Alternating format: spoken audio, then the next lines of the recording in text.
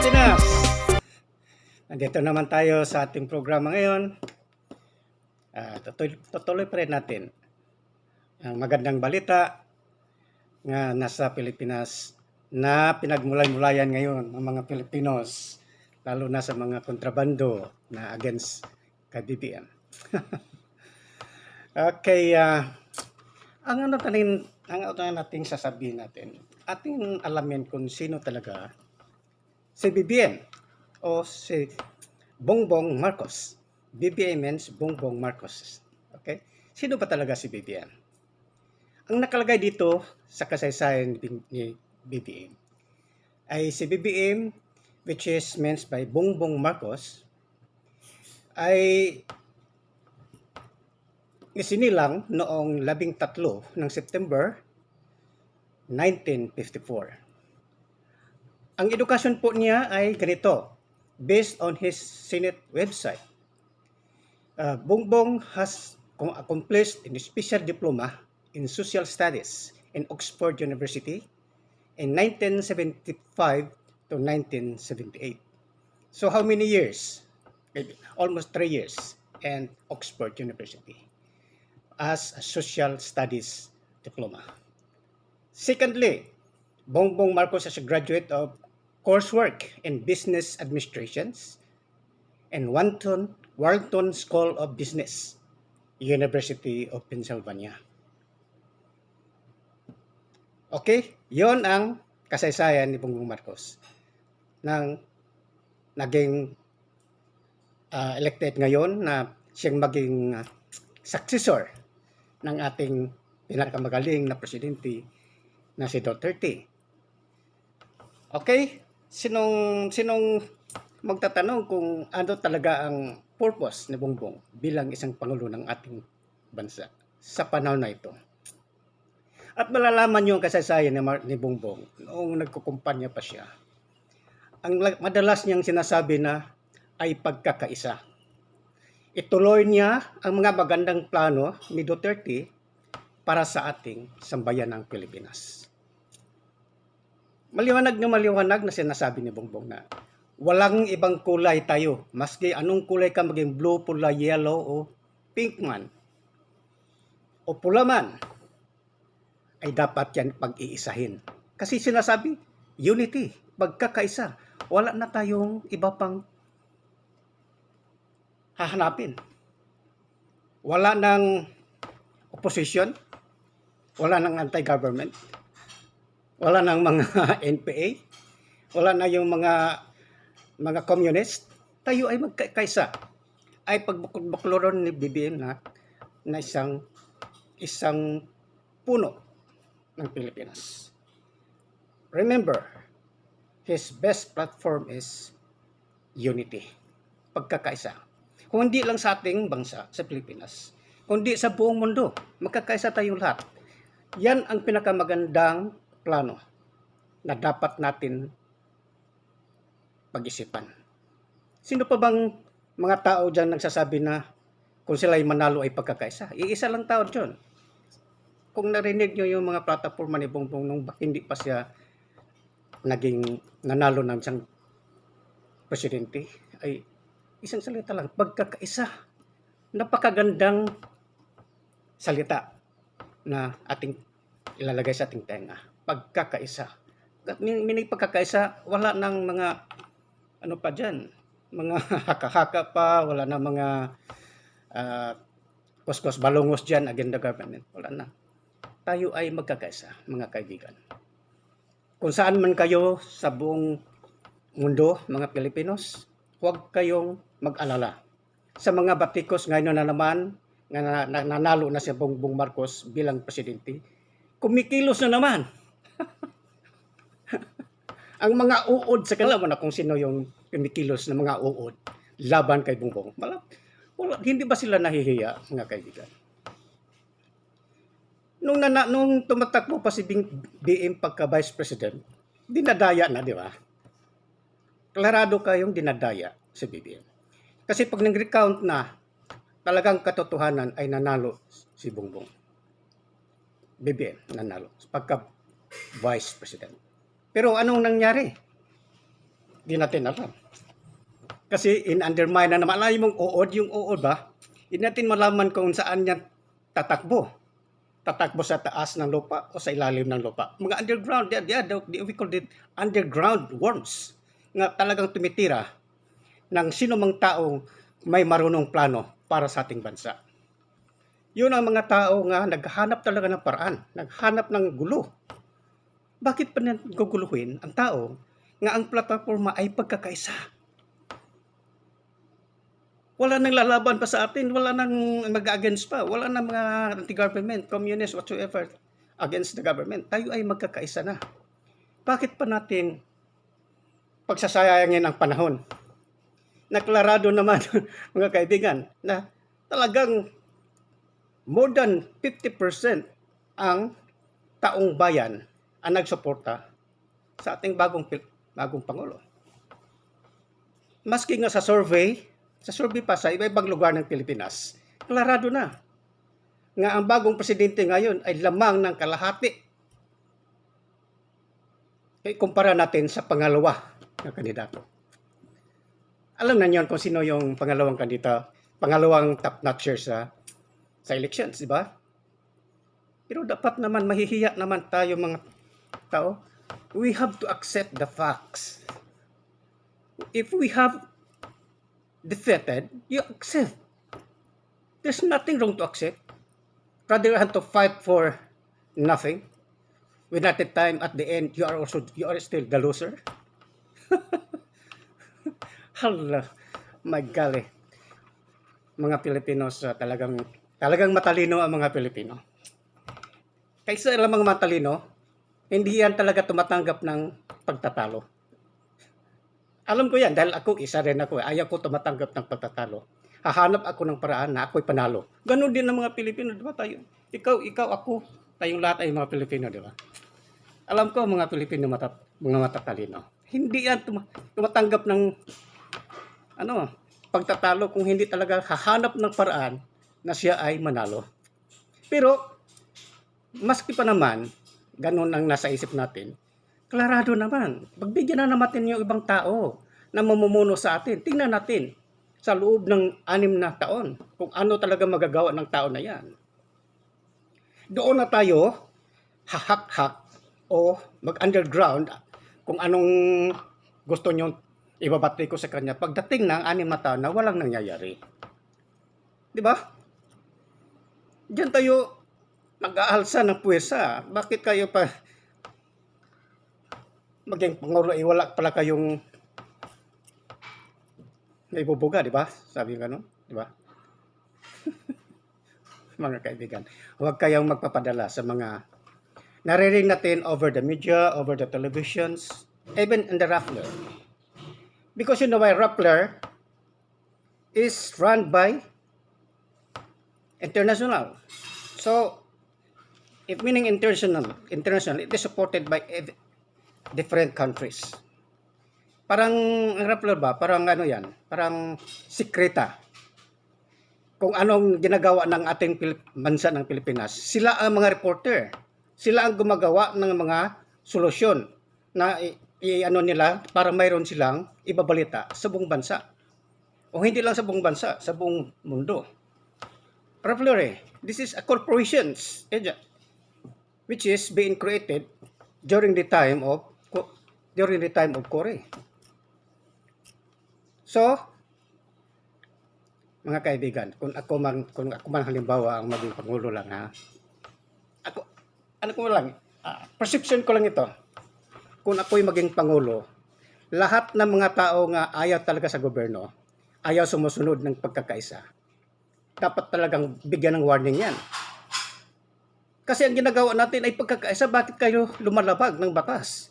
Pagkakaisa na nga tayo, ano pa bang gagawin ninyo na upang labanan ang government?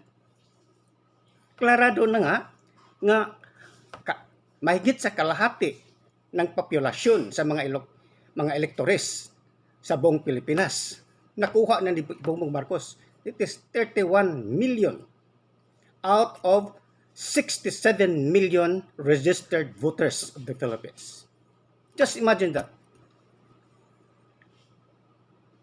yung pangalawa lang 14 million lang. Wala pa nga sa 50%. Ano ba? Bakit ba sila talaga? Hindi ko na talaga malalaman ang utak ng mga Pilipino. Talagang ganon.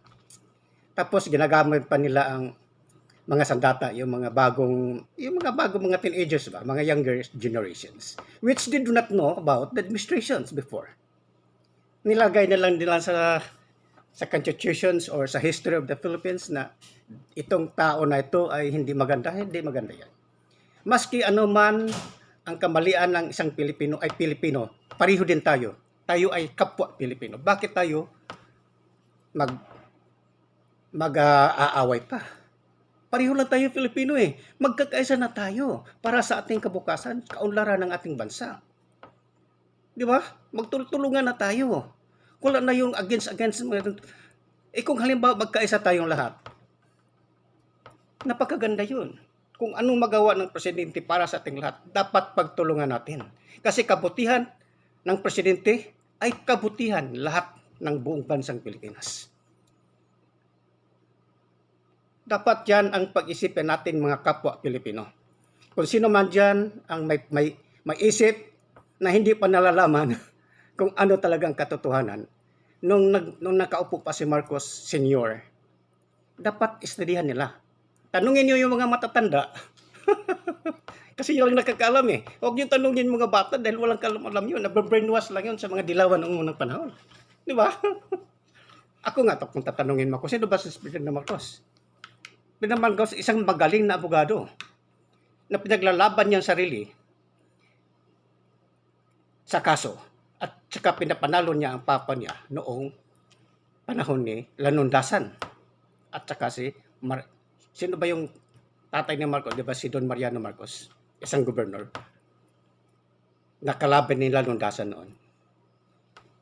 Tingnan mo, yung kaso na yun ay hindi basta-basta. That is a political cases. But dahil sa kagalingan ni Marcos, napapanalo niya ang kaso na yun. At saka Marcos hindi nag-aaral yan sa sa labas, nag-aaral yan sa loob ng kulungan. Just imagine, nakukulong si Marcos. Habang nakukulong si Marcos, nag-aaral ng pagka-abogasiya. Just imagine that. Walang instructor, kung hindi research lang. Nang lumabas sa bar exam, number 1, top notcher. At wala pang nakaka-break sa record ni Marcos sa percentage ng pagka-law. Wala pa. Sa buong Pilipinas. Wala pang nakalamang sa grado ni Marcos. Just imagine, matalino si Marcos. Bukod lang sa katalinuhan, si Marcos ay isang magandang, mabait na tao. Hindi yan nagmumura. Hindi yan nagmumura. Hindi ko naririnig yan na nagmumura si Marcos. Sasabihin niya, tulungan natin ang kapwa Pilipinas. Tulungan natin ang lahat ng mga mahirap sa Pilipinas upang tayo'y umaangat. Ano sabi niya?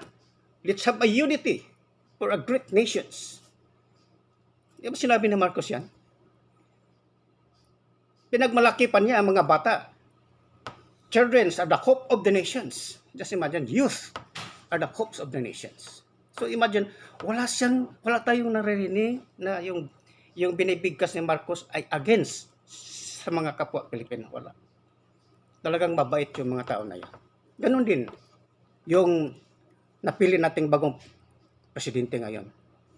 Maski ano man ang kalaban niya, kinakalaban siya ng dati pangpolitiko, hindi niya pinapansin.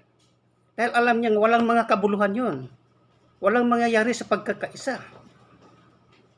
Di ba? Anong ibang tao dyan kumakalaban sa kanya, maski ano pang sinasabi-sabi niya. Talagang normal lang sa kanya. Hindi mo siya nakikita nga nagagalit. Hindi mo nakikita nga umaalsa ang boss niya. Dahil talagang mga mabait ito mga tao. Dapat ang mga mabait ng tao, siya ang dapat mamunuan ng ating bansa. Siya hindi talaga natin narinig na nagsasalita siya ng masama sa bawat Pilipino. So yun, ano pa ba ang masasabi natin mga kaibigan? Bakit kung kayo naman natatalo, you have to accept the facts, accept the defeat. Itaong bayan na nga yan nagpipili. Ano pag magagawa natin?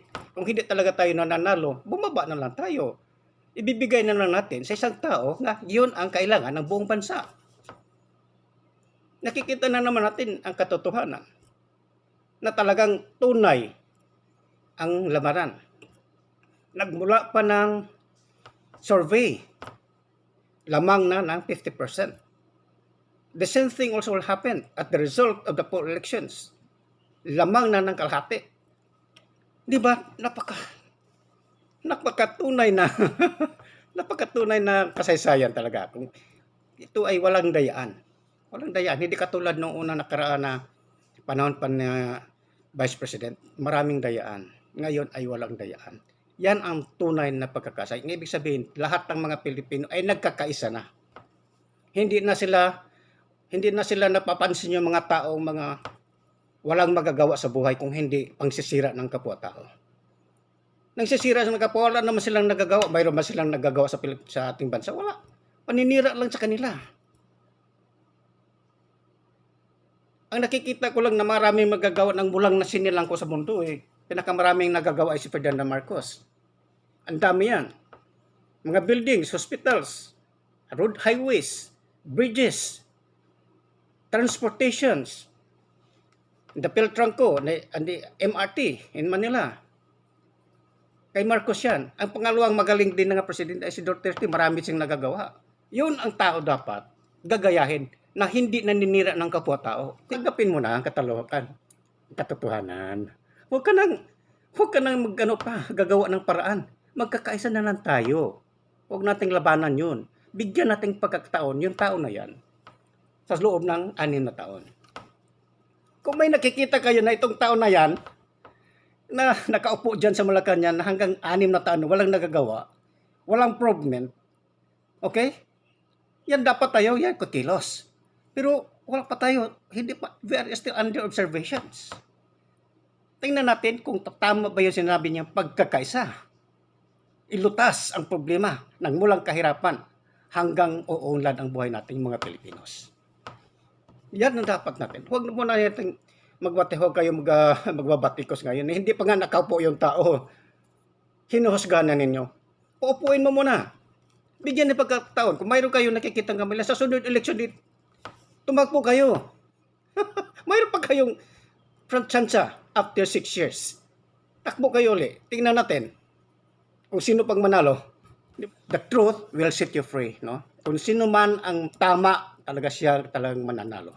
Kasi ang Panginoon ay kumakampi sa tao na tama. Ang Panginoon ay hindi kumakampi sa taong masama. Di ba? Ganon din sa Biblia Anybody who is going for true, for better, for the sake of all the people, si Satanas ay haharap ng hadlang yan. Na upang hadlangan yan yung plano maganda para sa kapwa. Kasi Satanas di ba? Ganon ang mga Satanas. Maski anong kagaling ng tao, hahanap pa ng paraan na para siyang mawala sa posisyon. Ganon Di ba si Satanas, gusto niyang tanggalin si Jesus Christ, siya na maging Jesus. O kaya yung Panginoon, kinakalaban niya ang Panginoon dahil sa kagalingan niya na magaling pa raw siya sa Panginoon. Kinakalaban siya. Anong ginagawa ng Panginoon? Hindi siya pinapansin. Di ba? Huwag naman tayong ganun mga kaibigan. Kung natalo tayo, tanggapin natin ang kataluan. At magkakaisa tayo. Kung mayroon kayong mga magandang plano, dahil tayo ay nagkakaisa, mag-suggest kayo, Mr. President, this is my good plans for the people, for the stability of the people.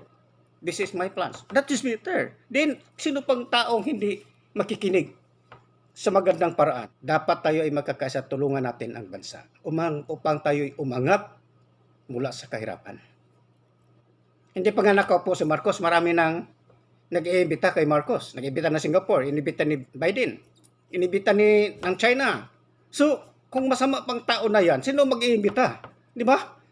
Wala, nobody can invite him to other presidency. Ibig sabihin, may guts yung tao na yan na maging pangulo ng ating bansa. Kaya, ulitin ko, mga kaibigan. Kung sino man yung umahadlang sa bagong presidente na yan tayo, manahimik na lang tayo, magkaisa tayo. Magtulungan tayo para sa kauunlad ng ating bansa. Kaya nakakahiya na tayo. Bakit kami nandito ngayon sa ibang bansa? Dahil hindi talaga sapat ang income natin ng Pilipinas. Dahil saan mamuna ng ating bansa. Sinasabi nilang corruption, lahat naman siguro tao ay kumukurap lalo kung makita yung ginto yung pera mainit yun sa mata. Si Satanas nandoon sa Satanas kunin mo na yung pera kunin mo yung pera, magaling para sa iyo. Gunitin mo na. Barang mayro bang nagdedemonyo sa iyo na magkukurap ka. Pero sino bang taong hindi nagkukurap? Mayroong nagkukurap, walang tao nasa taas ng posisyon kung hindi nagkukurap. Sino bang taong hindi nagkukurap sa presidential natin sa buong Pilipinas? Walang perfect. Pero, nagkukurap yan para sa kabutihan ng ating bansa. Okay? Halimbawa, hinahanap niya paraan na magkakaroon tayong budget para sa ating bayan dahil pinangako ko yun na talagang itutupad ko yun. Halimbawa, magagawa ako ng mga bridges to connect all the islands. Magkukurap ako ng pera para magastos matama yun dahil nahihiya ako sa mga sinasabi ko na hindi ko matutupad. Gagawin ko yung paraan na yun, ay magagawa ko yun. Hindi na matawag na corruption, di ba? Hindi corrupt dahil kabutihan ng ating lahat. Nanalo natin na hindi yan mahirap, mayaman. Isa sa mayaman sa buong mundo yan. Hindi yan, walang basta-bastang magkukurap yan. May sariling pera yan. Di ba? Kaya huwag nating isipin yung tao na yan ay corrupt. Okay? Ang mangungurap lang, tandaan nyo, ang mangungurap lang, yung mga taong mga pulubi nga hindi pa nakatikim, hindi pa nakahawak ng pirang na malaki. Talagang magkukurap yan. Lalo na kung nagastos ka sa politiko, millions of billions, bimirong upo mo lang yan sa posisyon iisipin niya, gastusin niya, masauli sa kanya. Di ba, kurap yun? Kurap pa rin yun. Di ba? Kung halimbawa mayroon ka pa namang pinangako sa mga tao ng buong bansa ng Pilipinas na kayo ay tulungan ko, ganito ang gagawin ko para umulan kayo. Walang budget, di ba? O paano? Mahihiya ka nga hindi mo to pa rin yun. Saan ka kukuha ng pera? Di ba? Mangkukurap ka. O halimbawa yung gastos mo, 1 billion sa panahon ng eleksyon. Ngayon nakaupo ka doon sa Malacanang.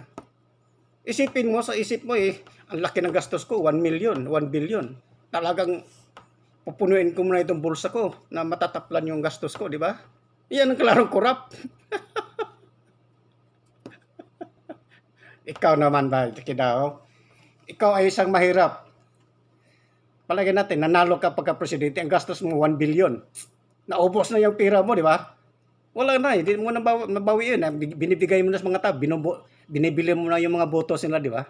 Naubos yung pera mo sa pamimili ng botos. Ngayon kung nakaupo ka, anong sa isip mo? Di ba?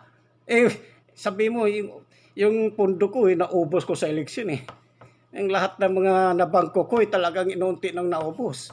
Wala na natitira. Anong gagawin ko ngayon? Na presidente na ako? Paano ko ito mabawi?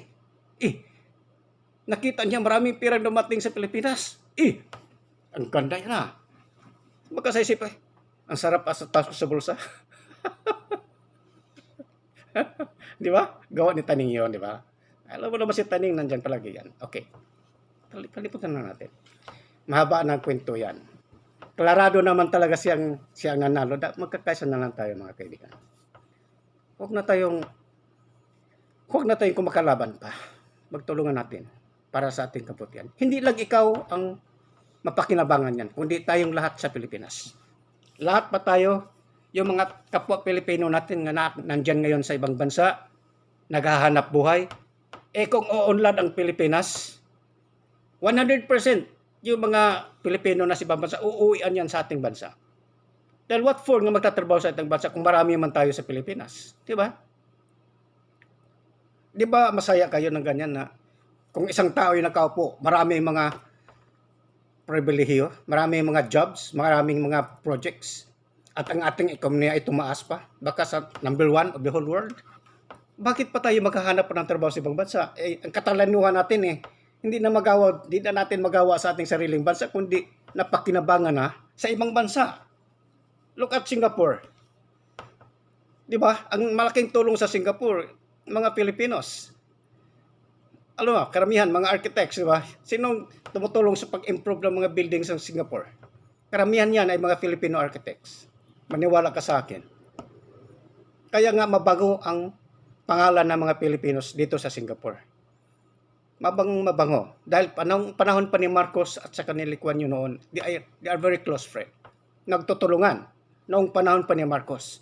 Kasi yun ang plataforma ni Marcos, unity. Unity of all the nations. Pagkakaisa sa Tagalog. Ginawa na ni Bongbong, tinatagalog yan, ang sinabing pagkakaisa. Pero ang English yan is unity. To all the world. Yan ang maganda. Huwag tayong hahanap pa ng gulo. Pagtulungan na natin. Diba? Aaminin natin ang kataluhan natin. Kung natalo mo tayo, you have to accept the facts. Wala na tayong magagawa yan eh.